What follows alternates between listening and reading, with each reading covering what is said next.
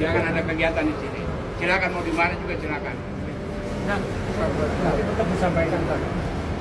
Kalau kami dari kepolisian Pak hanya bisa menghimbau, berusaha menjembatani supaya Kota Tangerang khususnya Gerendeng ini. Makanya tolong sampaikan kepada ke pihak ke gereja. Nggak mungkin kami biar. RW 1 2 RT ini. Sudah bikin penolakan ya kemarin yang dari RW 1 itu udah ada. Jadi kita yang memberikan KTP kemarin ke Sebro mau ditarik lagi Pak. Nanti kita cari ya Pak. RW 01. Dari RW 1. Untuk diketahui aja lah kronologi RT juga. Nanti kita pelajarin ya Pak. Iya. Nanti saya minta tanda terimanya ya. Terus siapa Bapak ngasih itu? Saya kirim Bapak nanti. Langsung ke Bapak. Bapak itu ada KTP? Iya. Enggak. Oh, komunikasi. Oke. Boleh. Maaf itu. Sama isinya. Sama isinya. Itu fotokopinya. Iya, satu bener. Bapak tantangan sini. Berkat sama ketua pemuda kita minta bantuan, ya kan? Iya. Nah di stop lah itu, jadi kita nggak bisa nambah lagi Pak untuk KTP-nya. Iya. Kan Salah kemarin udah 34. 34 ya yang dapat. Oh Pak, itu kayaknya bentar.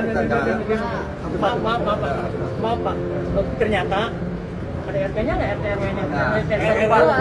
Itu bermasalah Pak. Itu mereka dimintain KTP untuk sembako. Itu sembako yang anggota Jadi mereka bilangnya begitu. Nih minta KTP untuk sembako bukan untuk izin ini. Ternyata ada rekomendasi dari RT RW-nya. Ya udah itu dia Pak, makanya tadi saya keluar seperti tadi Pak Ji ya. Nggak apa-apa, tanda terimanya ini harus sekarang. Jadi takutnya Mas diem aja dulu, ya. itu satu Pak. Mas Iya. Dari sini Pak Ji, seperti yang kau bilang tadi sama Pak. Ya, Shalom Bapak Ibu yang terkasih dalam nama Tuhan Yesus Kristus. Shalom Bapak Ibu yang terkasih dalam nama Tuhan Yesus Kristus. Seperti pada 2 video terakhir yang kita upload bersama-sama dalam channel ini, yang mungkin juga kalian sudah tonton, yaitu tentang penolakan pembangunan Bukit Doa yang terjadi di Solo Raya, yaitu wisata religi, yaitu tentang Holy Land itu, dan kemudian larangan ibadah yang terjadi di GBI di kota Tangerang. Dan ini suatu hal yang miris sekali karena dalam 1 bulan itu beruntun terjadinya, walaupun agak berjauhan, tapi sekitar 1 minggu atau 2 minggu aja jaraknya. Nah, untuk video kali ini kita mereaction bagaimana tanggapan dari beberapa pihak atau pribadi terkait kasus-kasus yang terjadi baru-baru ini. Langsung aja kita ke video dan tanggapan mereka. Mengenai kebebasan beribadah dan kebebasan beragama. Ini hati-hati. Ini yang beragama Kristen, Katolik, Hindu, Konghucu, hati-hati. Ini memiliki hak yang sama dalam beribadah. Memiliki hak yang sama dalam kebebasan beragama dan beribadah. Hati-hati, beragama dan beribadah itu dijamin oleh konstitusi kita. Dijamin oleh Undang-Undang Dasar 1945. Pasal 29 ayat 2. Sekali lagi, dijamin oleh konstitusi. Ini harus ngerti. Dandim, Kapolres, Kapolda, Pangdam harus ngerti ini. Kejari, Kejati. Jangan sampai yang namanya konstitusi itu kalah oleh kesepakatan. Konstitusi tidak boleh kalah dengan kesepakatan. Ada rapat FKUB misalnya, ini misalnya, sepakat tidak memperbolehkan membangun tempat ibadah. Hati-hati loh, konstitusi kita hati-hati loh, menjamin itu. Ada peraturan wali kota, atau ada instruksi bupati, hati-hati loh. Kita semua harus tahu masalah ini. Konstitusi kita itu memberikan kebebasan beragama dan beribadah. Meskipun hanya 1, 2, 3 kota atau kabupaten, tapi hati-hati mengenai ini.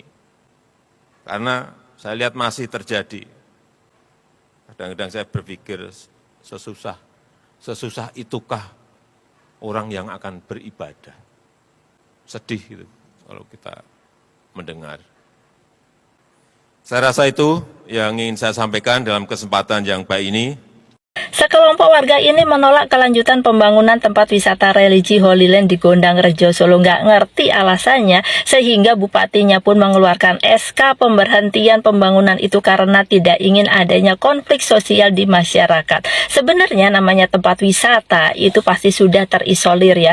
Ada pagar pembatasnya di mana-mana yang mengelilingi seputaran tempat wisata itu. Ada pintu gerbangnya, tempat parkirnya pun pasti di dalam sehingga tidak mengganggu. Kalaupun mereka berdoa atau sesuai atau bersembahyang di tempat itu, pastinya suaranya tidak akan terdengar sampai lingkungan sekitarnya. Dan yang pasti ya, kalau ada tempat wisata yang baru, sebenarnya nih adalah pembukaan lapangan pekerjaan untuk masyarakat di sekitarnya. Bisa jualan makanan, souvenir, bahkan sampai tempat penginapan untuk para pendatang yang ingin berwisata religi di sana. Bener nggak ya? Jadi apa sih yang menurut mereka mengganggu itu? Lagi-lagi terjadi pelarangan ibadah, dan kali ini di wilayah Tangerang. Korbannya adalah Jemaat Gereja Betel Indonesia atau GBI Grendeng Pulau Karawaci, Tangerang. Aksi pembubaran ini viral di media sosial setelah diunggah akun Instagram @kabarsejuk pada Minggu 21 September. Sekitar 20 orang mendatangi sebuah ruko yang dijadikan tempat beribadah. Salah satu pria berjenggot terdengar berkata sambil duduk, "Jangan ada kegiatan di sini, terserah mau ibadah di mana, tapi jangan di sini." Pelarangan ini ternyata sudah terjadi 2 kali, yakni pada Minggu 14 September dan di 21 September. Bahkan seorang pria berjaket hitam dan kaos orange yang disebut sebagai ketua RW mengancam akan mencabut KTP warga yang sudah memberi izin ke pihak gereja. Alasan pelarangan pun gak jelas. Padahal pihak gereja udah mengumpulkan tanda tangan sekitar 20 KTP warga dan melengkapi surat izin. Namun upaya itu tetap ditolak. Jemaat GBI Grendeng biasanya beribadah di lantai 2 salah satu ruko di kawasan Jalan Otista, Kelurahan Grendeng. Saat kejadian, aparat kepolisian ada di lokasi, tapi anehnya tidak mengambil tindakan. Kasus ini kemudian memicu banyak komentar negatif dari warganet. Ya Allah, kenapa nggak boleh ibadah sih? Mengganggu kah? Teman-teman muslim yang waras, yuk tegur muslim-muslim yang nggak jelas begini, suka larang-larang agama lain ibadah. Tulis salah satu netizen, "Saya muslim, tapi ikut kesal kalau lihat model beginian. Mereka aja nggak pernah ganggu ibadah orang muslim. Hidup saling toleransi kan enak, adem ayem," ujar netizen lain. Bahkan nih, Partai Gerindra tuh ikut menanggapi kasus ini. Ini bagaimana ya? Tulis akun resmi Gerindra sembari menandai akun Wali Kota Tangerang, Sahrudin, dan Wakil Wali Kota, Mariono Hasan. Meski begitu, ada sedikit kabar yang cukup melegakan. Anggota DPRD Kota Tangerang dari fraksi PSI, Christian Lois, turun tangan lewat kolom komentar. "Saya sudah koordinasi dengan Polsek Karawaci. Kasus ini akan terus dikawal," tulisnya. Kasus pelarangan ibadah Jemaat GBI Grendeng di Karawaci, Tangerang menegaskan bahwa persoalan intoleransi masih menjadi tantangan serius di Indonesia. Meski jemaat sudah mengumpulkan tanda tangan warga dan berupaya mengurus izin, ibadah mereka tetap 2 kali dibubarkan oleh sekitar 20 orang. Bahkan ada ancaman pencabutan KTP dari ketua RW. Ironisnya, aparat kepolisian yang hadir justru tidak bertindak. Padahal ya, yang namanya ibadah itu nggak pernah butuh KTP ataupun izin. Yang diatur dalam regulasi hanyalah pendirian rumah ibadah permanen. Jadi, ketika jemaat hanya berkumpul untuk beribadah di sebuah ruko, seharusnya tidak ada pihak yang bisa melarang. Peristiwa ini bukan hal baru. Laporan Setara Institut mencatat ada 260 peristiwa dan 402 tindakan pelanggaran kebebasan beragama sepanjang 2024. Sementara Komnas Perempuan juga menemukan 8 kasus intoleransi hingga pertengahan 2025. Pola yang sama muncul. Izin rumah ibadah kerap dipersulit, warga masih mudah terprovokasi, dan aparat cenderung pasif. Padahal konstitusi jelas menjamin kebebasan beribadah. Seharusnya pemerintah kota bersama FKUB memberi solusi administratif yang transparan dan polisi menjamin keamanan jemaat.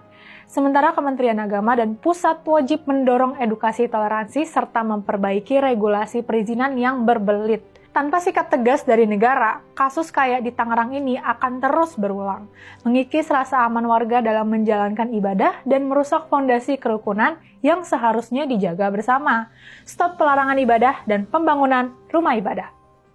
Assalamualaikum. Teruntuk Bapak Menteri Agama dan Menteri Dalam Negeri, tolong peraturan bersama Menteri Agama dan Menteri Dalam Negeri dibaca kembali, terutama pasal 14 ayat 3 bagian C. Dalam peraturan tersebut tertulis bahwa syarat khusus mendirikan rumah ibadah adalah mendapatkan izin minimal dari 60 warga sekitar. Sadar nggak sih Pak? di tengah-tengah masyarakat yang mayoritarianismenya masih sangat kuat, peraturan ini sangat merugikan kaum minoritas. Karena jangankan mendapat dukungan dari 60 warga sekitar, yang ada malah menerima tolakan, Pak. Kasus seperti di Kalimantan, penolakan umat Islam atas pendirian gereja masih sering terjadi. Atau juga vice versa. Di Papua, banyak umat Kristen yang menolak pendirian masjid. Jadi memang persyaratan khusus ini hanya akan melegitimasi orang-orang yang intoleran, Pak. Sehingga menurut saya, persyaratan khusus itu dihilangkan aja, Pak. Yang diatur bukan jumlah minimal orang yang mendukung pendirian rumah ibadah, tapi yang diatur adalah lokasi pendirian rumah ibadah. Misal, kalau ada umat muslim yang mau mendirikan masjid di komunitas Kristen, misalnya di Papua, nggak apa-apa. Asalkan lokasinya itu di lokasi yang netral. Dalam artian tidak berada di tengah-tengah pemukiman umat Kristen atau tidak berdekatan dengan gereja. Begitu juga sebaliknya. Kalau ada umat Kristen yang mau mendirikan gereja, nggak apa-apa. Asal radiusnya itu beberapa kilometer dari pemukiman umat muslim atau beberapa kilometer dari lokasi masjid terdekat. Itu akan lebih mudah untuk dicapai, Pak. Abu Dhabi melalui federal law-nya itu memiliki peraturan seperti ini, Pak. Yang diatur adalah lokasi, bukan jumlah orang yang mendukung atau mengizinkan pendirian rumah ibadah. Dan selama 15 tahun saya hidup di Abu Dhabi, itu saya nggak pernah lihat ada kasus masyarakat menolak pendirian rumah ibadah agama lain. Jadi silahkan, Pak, usulan saya dipakai, sehingga bapak-bapak nggak perlu jalan-jalan ke luar negeri dengan dalih studi banding, ngabisin anggaran doang, Pak. Bagaimana menurut pendapat kalian? Apakah juga kalian setuju? Baik dari gerakan Peace ID maupun tadi juga dari seorang ibu muslimah. Nah, ibu muslimah ini kan dia ya seorang Islam, tapi dia tetap memperjuangkan hak orang yang minoritas. Bagi dia itu suatu hal yang tidak baik dan tidak wajar, dan itu tidak mengganggu kesejahteraan umum. Dan juga sama seperti apa tanggapan dari gerakan Peace ID, bahwa mereka juga tidak setuju dengan apa yang dilakukan oleh warga-warga di sekitar sana, karena sama sekali tidak pernah mengganggu apa yang dilakukan oleh jemaat GBI di Genderang itu. Jadi ya tidak mengganggu warga gitu. Jadi sekali lagi bagi saya hal ini adalah intoleran yang berkedok izin, intoleran berkedok karena terganggu, dan mereka tidak datang baik-baik, tidak membicarakan dengan baik-baik, selalu dengan mengajak massa, mungkin berjumlah 10 orang, 20 orang, dan bisa lebih banyak daripada itu. Bagaimana menurut pendapat kalian tentang mereka ini? Tadi di video yang terjadi di Tangerang itu kan bapaknya justru berpeci, berjenggot. Apakah dia seperti seorang yang memang beragama? Kalau seorang yang beragama harusnya tidak seperti itu sikapnya. Harusnya dia bisa memberikan hak dan kebebasan bagi umat beragama yang lain walaupun itu minoritas, atau dia bisa berbicara dengan baik-baik walaupun itu juga sekali lagi minoritas. Nah, bagaimana menurut pendapat kalian? Silakan berikan tanggapan dan komentar kalian di bawah. Terlebih di Holy Land ini ya, pembangunan Holy Land itu kan sudah ada izinnya, sudah ada IMB-nya. Pak Permadiarya sudah menuturkan pada video-video sebelumnya, kita pernah reaction. Kalian bisa tonton 2 video sebelumnya, itu tentang Holy Land dan juga tentang di GBI Genderang Tangerang. Jadi kalian bisa tonton aja pada video yang sudah kita reaction sebelumnya. Baik Bapak Ibu, demikian aja video kita kali ini. Semoga kalian suka dengan video ini. Kalau kalian suka silahkan berikan like kalian, dan juga silahkan komen di bawah apa yang menjadi tanggapan-tanggapan kalian. Tuhan Yesus memberkati kita semua. Mari kita terus berdoa untuk jemaat-jemaat Tuhan, untuk orang percaya yang terus mengalami diskriminasi dan juga penganiayaan di negeri ini. Tuhan Yesus memberkati. Shalom.